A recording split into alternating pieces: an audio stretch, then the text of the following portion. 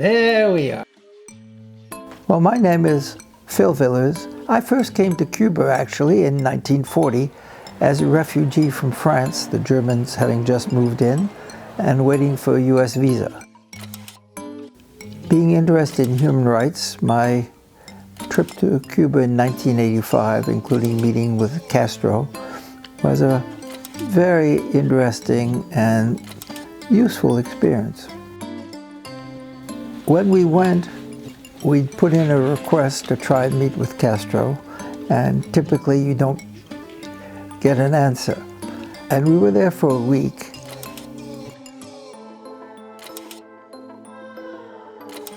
You're told, go to your room and you'll be called when the meeting is set and ready.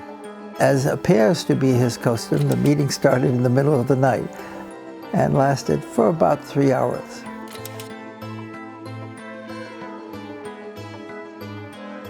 The U.S. had tried a number of times to assassinate him, so obviously there were some security precautions. I'd forgotten that I had a small camera with me. During the meeting, I took out my camera, put it prominently in front of me, and since nobody objected, took some pictures. I would describe it as a good-sized office. There were probably a couple of security people there, although you're never told that they're that, and there was Castro and his translator and the 10 of us. When I met Fidel, my impression of him, a very tall man with a strong physique, a voice that carried. He looks like a leader and talks like a leader, and he is a leader.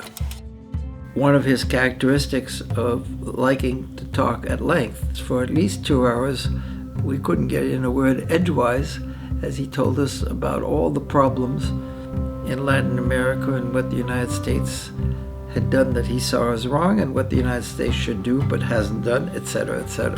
The only way to bring up the questions which I was interested in, which had to do with human rights, is to interrupt him. Interrupting a president is not usually considered the most courteous thing you can do, but at that time I saw no alternative. At some point, Fidel stood up, and he stood up, and it was clearly his way of indicating the meeting is over. And as he stood up, Phil Villers said, I have one more question. And everybody knew what was coming. And my recollection was that the people seated behind Fidel Castro, it was like they'd go,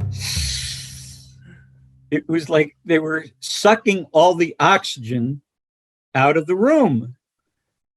Do you remember what you said when you did interrupt him? And how did you feel when you felt compelled to do that? Well, it was a little scary. If you feel what you need is important, then spell it out. I said, Mr. President, there's another subject we'd like to talk about. Would you like to know the reputation of Cuba in the international human rights community? So he said, sure. I said, your reputation is terrible. And why is very simple. He looked a little startled. He said, well, exactly what is it that you want? You won't allow human rights organizations to come to Cuba, and you won't talk to them. Your reputation is entirely represented and determined by your enemies. Before going down there, I contacted the staff of Amnesty International to ask what would be helpful. And I'd already been told that there were two things that would be particularly helpful. One would be, of course, finding out where the political prisoners were.